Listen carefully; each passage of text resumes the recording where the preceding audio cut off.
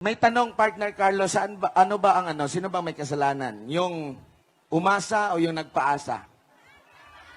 Yung nagpaasa. Yung nagpaasa, hindi yung umasa. Di Pero, ba?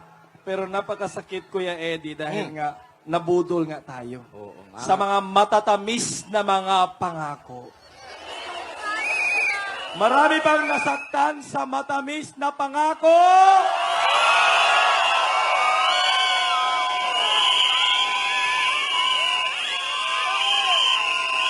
Kasi ang nasa ating gobyerno ngayon ay sabog sa kapangyarihan.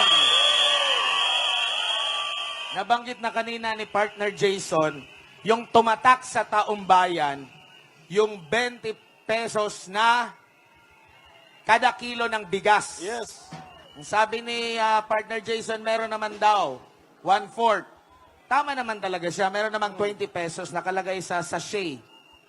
Sa sachet na po nilagay ang 20 pesos na Sa bigas. sachet daw ng ice candy. Ice candy. Oo. Di ba?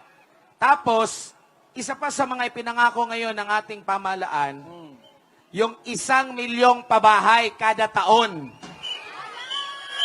1 milyong pabahay kada taon. Pinangako din niya yan.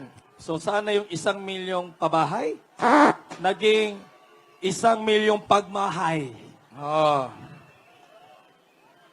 Sabi nga, sabi ni partner Jason kanina, meron bang pagmamahal ang pamahalaan ngayon? Sabi ko naman, sa isip ko, meron. Kaya di ba nagsisimahalan ang mga bilihin. Kaya may pagmamahal. Kaya pala mahal ang bilihin. Di ba? Lahat tayo nabudol. Papayagan pa ba natin ito?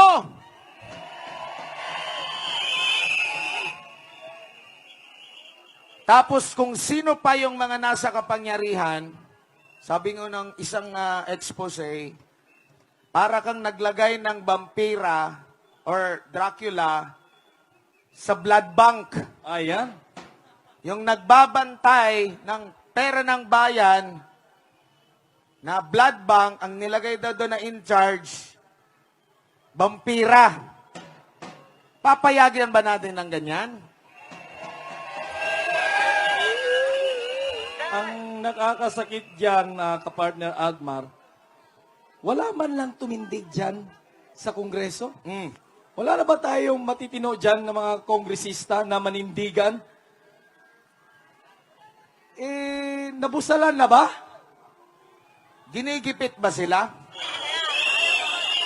Kasi nga, may kasabihan daw, ang dapat kasi, laki mata, laki kita.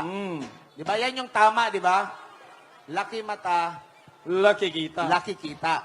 Kasi malaki yung mata mo. So malaki rin yung nakikita mo. Pero ang nangyayari ngayon sa gobyerno, liit mata, laki kita. Laki kita. So pinikit nila yung mata nila para malaki yung kanilang kita. Malaki ang kupit. Hindi mo pera yan! Hindi mo pera